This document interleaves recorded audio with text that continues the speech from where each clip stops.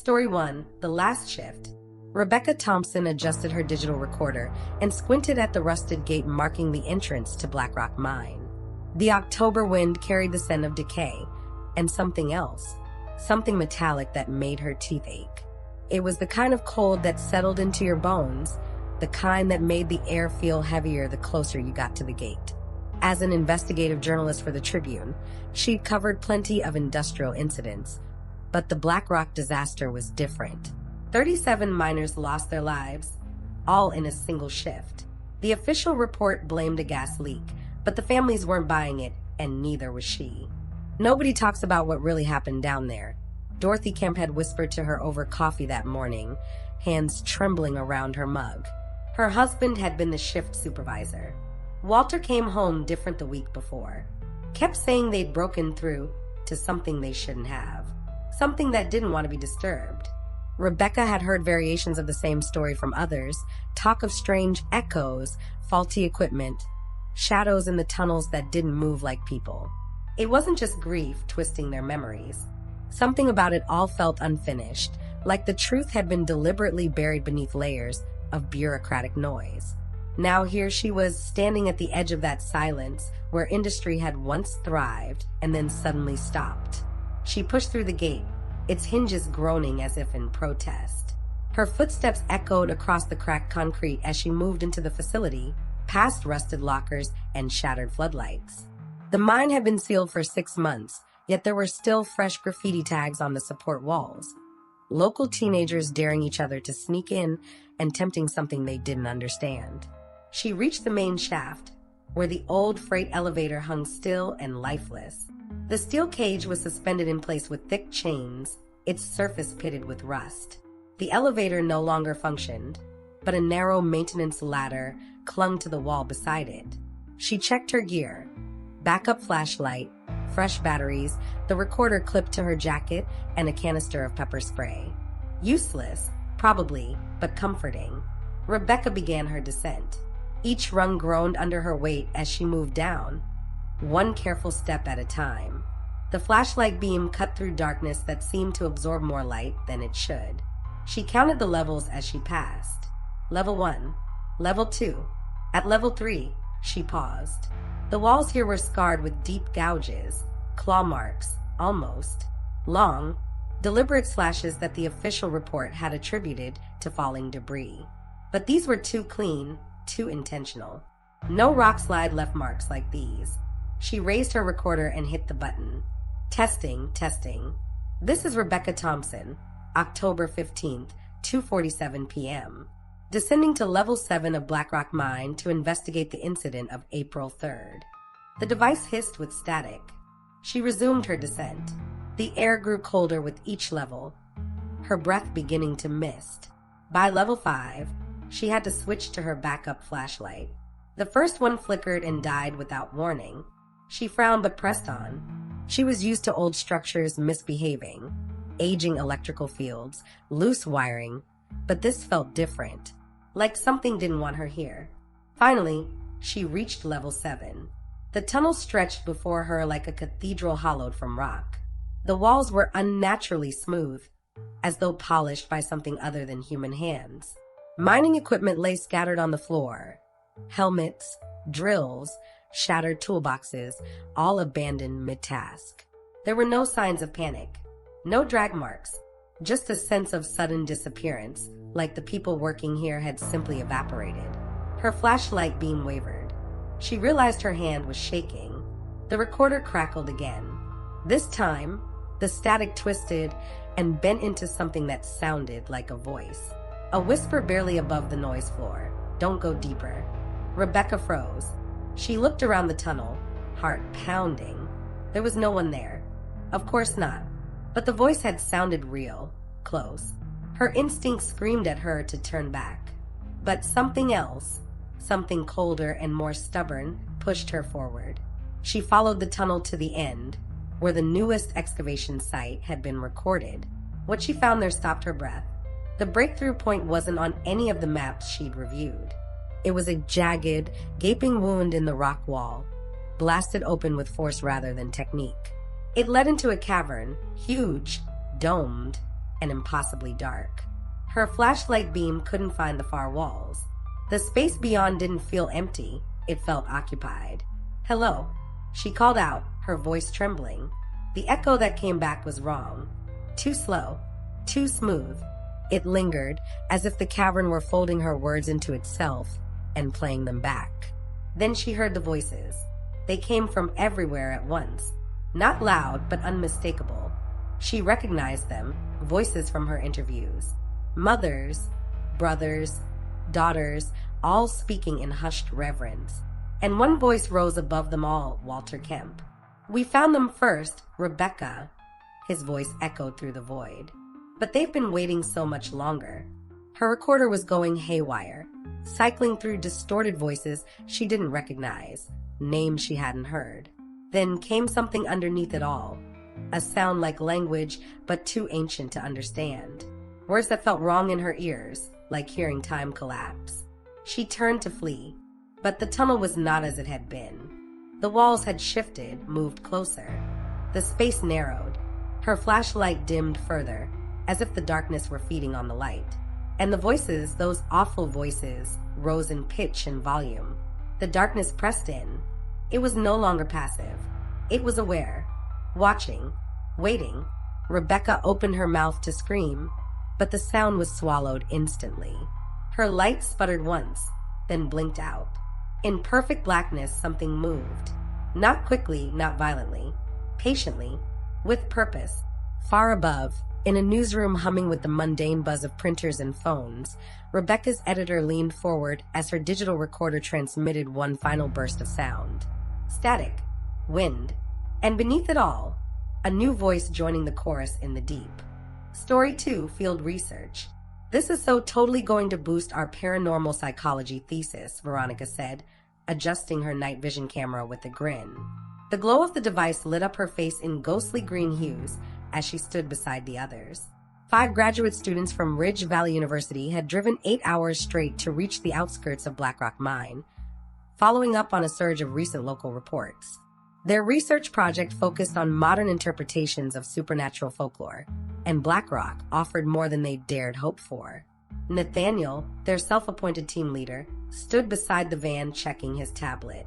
Last documented sighting was about 3 weeks ago. Local woman claimed she saw miners walking into the entrance at midnight. No lights, no explanation. "Grief-induced hallucinations are a real thing," Isabella added, hugging her jacket tighter against the October air. "I mean, especially in a place like this." She glanced up at the dark mouth of the mine. The entrance loomed like a fossilized scream cut into the hillside. She'd always played the skeptic role, but something about this site was off. The trees were too still, and the air smelled faintly of sulfur. Kyle was pacing nearby, waving a handheld electromagnetic field detector in slow arcs. "Readings are baseline out here. Might spike once we're inside." He tapped the screen, frowning. "Unless these batteries are lying." Priya sat on the tailgate, flipping through the mine's historical records. "Here's something interesting," she said, pushing her glasses up. The mine was originally shut down in 1947 after a structural collapse that took 18 workers. They reopened it in 1987, but then closed again this past April after an underground accident. She looked up. That one claimed 37 more. "So 55 people in total," Veronica noted, recording the info on her cam. "This place is basically a supernatural gold mine. No pun intended." They geared up in silence. Headlamps, radios, data recorders. Kyle handed out walkie-talkies, even though cell signal had dropped an hour ago. The sky had gone from gray to steel-colored. The sun was still above the horizon, but it felt like dusk had already arrived. The mine's entrance was framed in crumbling concrete, warning signs barely legible after years of erosion. A rusted gate hung ajar, creaking softly in the wind. "Everyone ready?" Nathaniel asked. They nodded. The first challenge was the descent. The old elevator was nothing more than a rusted shell, its floor partially collapsed. A maintenance ladder ran down the shaft, bolted into the rock. Nathaniel tested the first few rungs. "Feels solid." One by one, they descended, spaced out for safety. Helmet lights sliced through the blackness, carving out walls slick with condensation. The drop was disorienting, the silence oppressive. Even Isabella, usually chatty, said nothing. They passed markings spray painted decades ago. Reminders of when the mine had once pulsed with human life. At level 3, Nathaniel called a break. EM readings are climbing, Cal said, checking his meter. Temperatures dropped 12 degrees since we came in. It's colder, yeah, Veronica confirmed. Camera's starting to glitch too. She checked her viewfinder. Static lines danced across the screen intermittently. That's when they heard it. A faint, steady rhythm, distant but deliberate. Metal striking stone. Clang. Pause. Clang. Could be seismic shifting, Isabella said. Her voice lacked its usual certainty. Mines make weird noises, right? Sometimes, Priya muttered. But this is too regular. Too intentional. They pressed on, following the map they'd printed from archival records. Level 7 was a web of tunnels, but Veronica had traced the recent collapse site, the one linked to the April incident. According to reports, the shift had begun normally. Then the miners stopped responding to radio calls. No alarms, no signs of a cave-in, just silence. When rescue teams arrived, there was no one left, not even bodies. The tools had been abandoned mid-use, like the workers had simply walked away. Their lights dimmed slightly as they reached level 7. The walls here were different, smoother, darker, almost reflective in places. Some showed old carvings. Others appeared freshly marked. Do you see that? Priya whispered, pointing to the wall ahead. Symbols were etched deeply into the stone. Geometric shapes, spirals, unfamiliar runes. Not random graffiti. These were purposeful. These aren't in the historical documentation, she said, photographing them. These aren't from the mining era. These are older. Predate the mine? Nathaniel asked. By a long shot, she replied. Possibly by centuries. Veronica's camera suddenly froze. She smacked the side. The image returned, just in time to catch a flicker of movement in the frame. A figure. Tall, translucent. Gone as quickly as it appeared. Did you see that? She whispered. They all turned. Nothing. Just rock and shadow. The breakthrough chamber was as described in the accident files. Wide, jagged, carved open like a wound in the earth. The air here felt different. Not just cold, wrong. It moved in waves despite no breeze. Every instrument they had began to spike. Temperatures dropped to near freezing. Their breath misted. Veronica's light flickered again. Then the figures came. They rose from the stone, not through doorways, but from the walls. Dozens of them. Translucent men in hard hats and jumpsuits. Their bodies shimmered like heat ripples. They held rusted tools, moving with robotic determination. But their faces stretched, distorted, pressed flat, like looking through warped glass. They're working, Veronica whispered. They're still trying to dig. The miners didn't react to the students. They toiled as if trapped in a loop. But as the team watched, it became clear. They weren't trying to escape. They were trying to go deeper. To reach something, Isabella said. Or release something. Suddenly the miners stopped. In unison, they turned their faces toward the team. That's when the cavern began to shift. From the depths, a presence surged, ancient, unseen, but felt in the bones. Lights failed. Tools dropped. The air turned thick, impossible to breathe. Run, Nathaniel shouted. Chaos erupted. Isabella sprinted blindly, hearing Kyle's voice call out, then vanish. Priya screamed, then fell silent. Veronica's cam light blinked once, then off. Only the darkness remained, full of echo and unseen pursuit. Isabella's helmet light sputtered just as she reached the maintenance shaft. She climbed, lungs burning, muscles shaking. The sounds below weren't footsteps, but grinding. Earth being devoured. At the surface, the mine behind her groaned, then collapsed inward. She ran to the van. It started on the third try. She didn't look back. 12 hours later, safely in her apartment, Isabella found footage on her laptop. Somehow, Veronica's cam had uploaded. It showed all 5 of them in the chamber, but a 6th figure stood among them. Gone. Unmoving. Hollow eyes fixed on the lens. It was looking at her. She deleted the file, trashed the laptop, changed majors, and never spoke of Blackrock Mine again.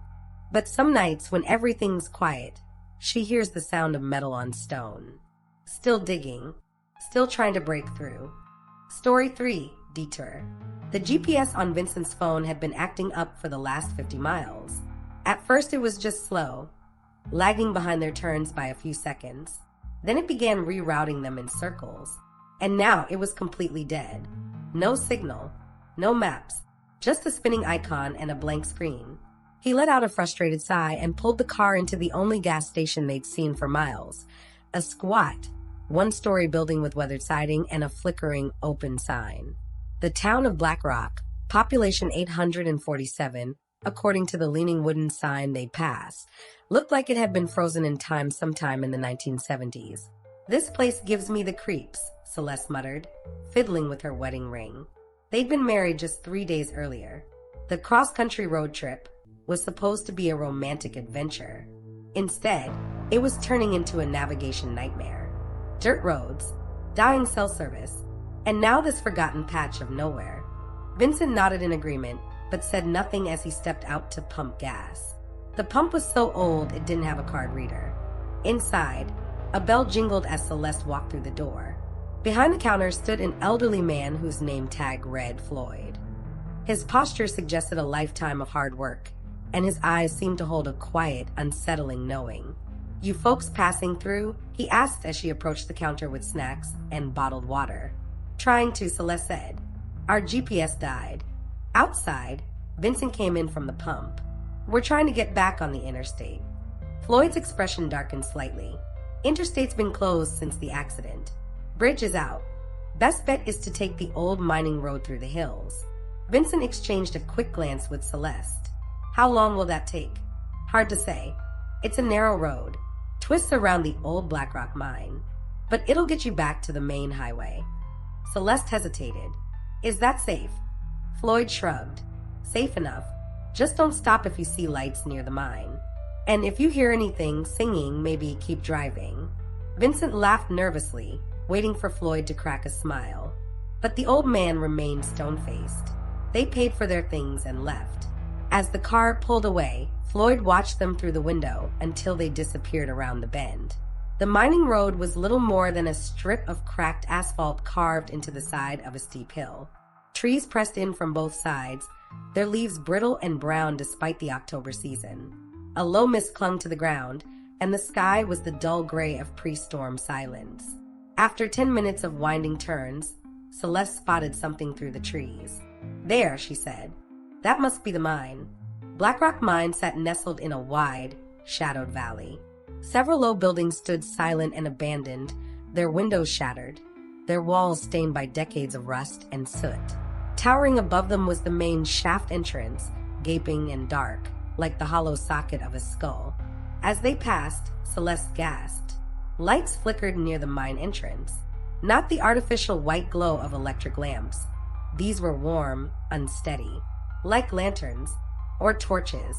"Vincent," she said, voice low. "Do you see that?" He nodded slowly. Figures were moving around the entrance. At least a dozen. They carried the lights and moved in a slow, purposeful rhythm. But their movements were wrong.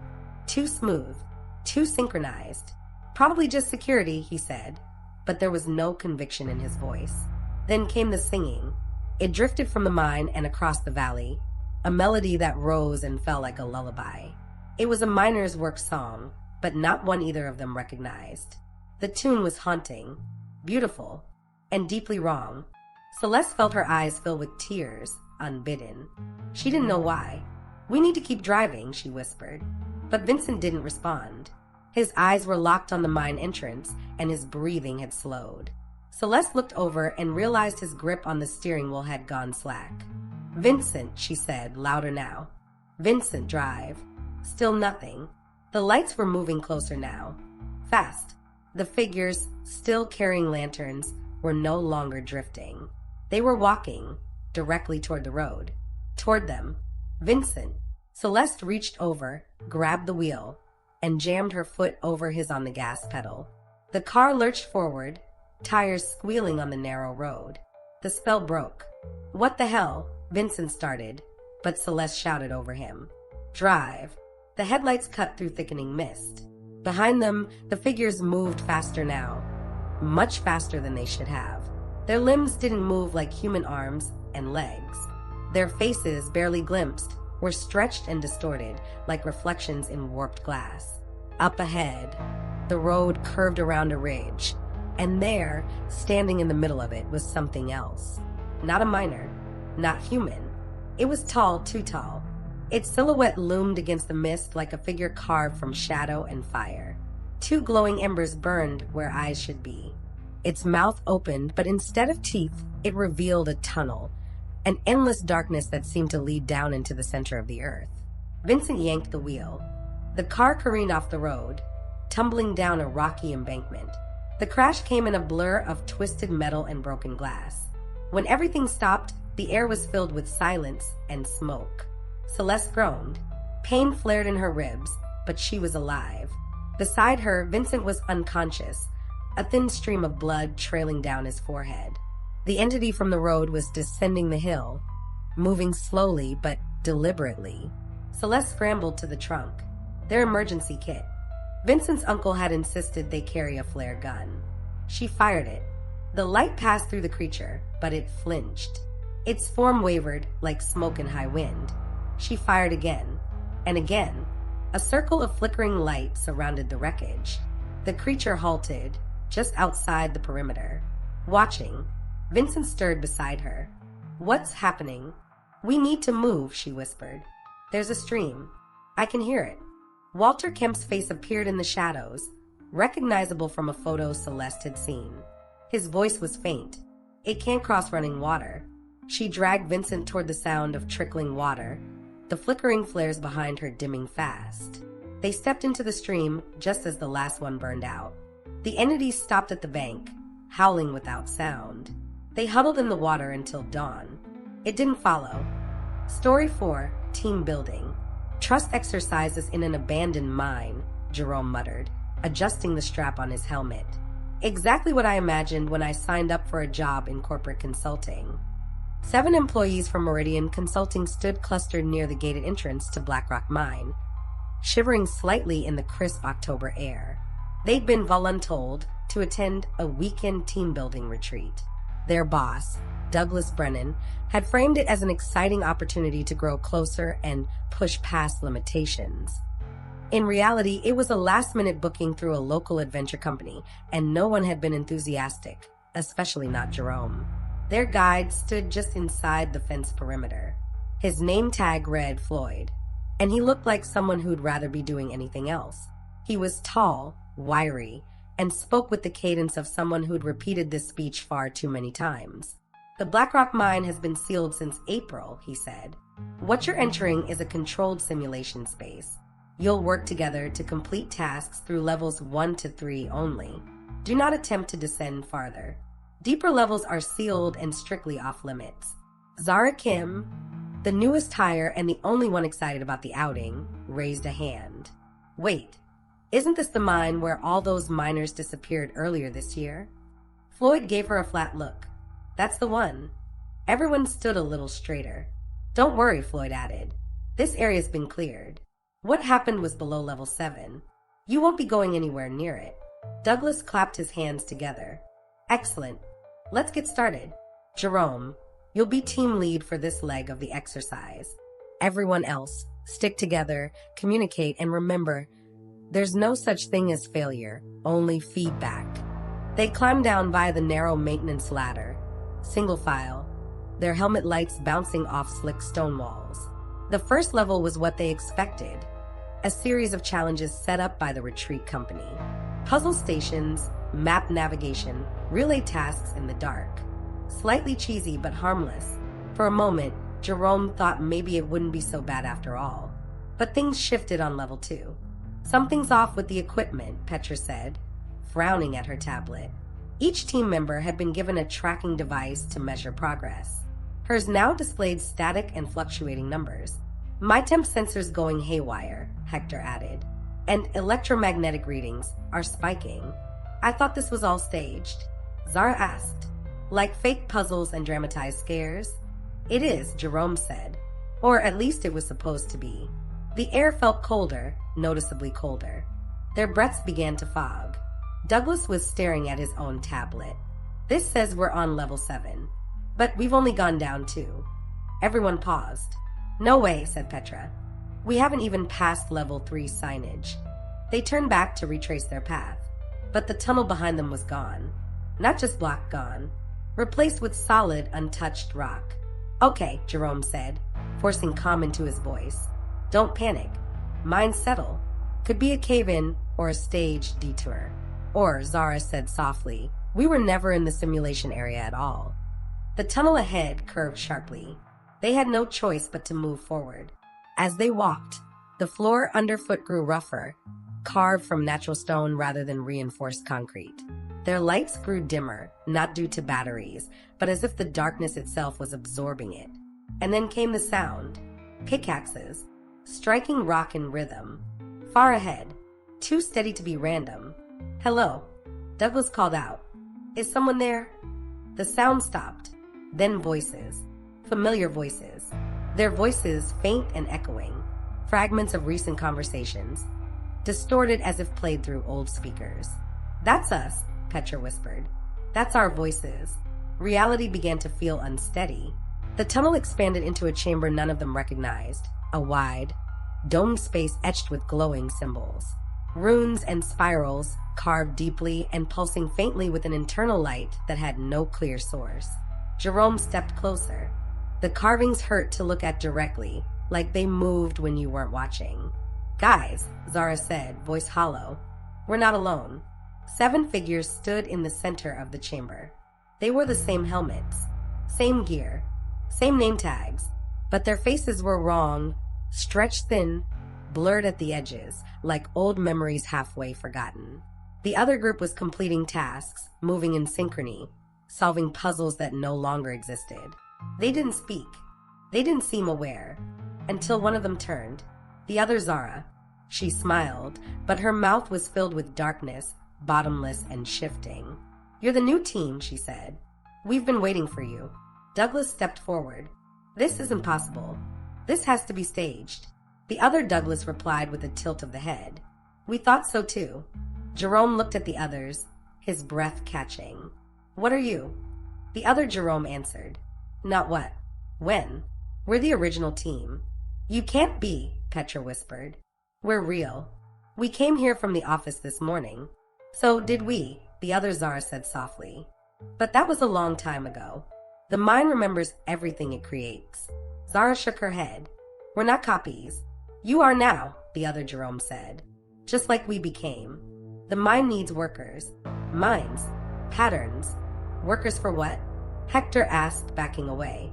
The other Hector pointed to the walls, breaking the seals. This mine was never about minerals. It was built to dig deep enough to reach the locks on something much older. Each team gets it closer. Jerome turned to run, but the tunnel they came from had disappeared again. Around them, their own faces were changing, warping slightly. Details slipping away. Names softening. Memories blurring. I have a sister, Zara said aloud, clinging to the thought. She just turned 13. That's not real anymore, the other Zara said. Not here. Douglas dropped his tablet. It shattered against the stone. I'm not doing this. I didn't sign up for this. You don't have to sign, the other Douglas replied. Just exist long enough. Jerome clenched his fists. We'll resist. We won't become like you. The original team laughed together, a horrible, stone-on-metal sound. You already are. The chamber trembled. Something stirred deep below. The air shivered, and the puzzle lights blinked on. As the other team resumed their tasks, so did the new team, almost involuntarily. Hands moving, eyes dulling, voices fading. Zara tried to speak, to scream, but the words wouldn't come.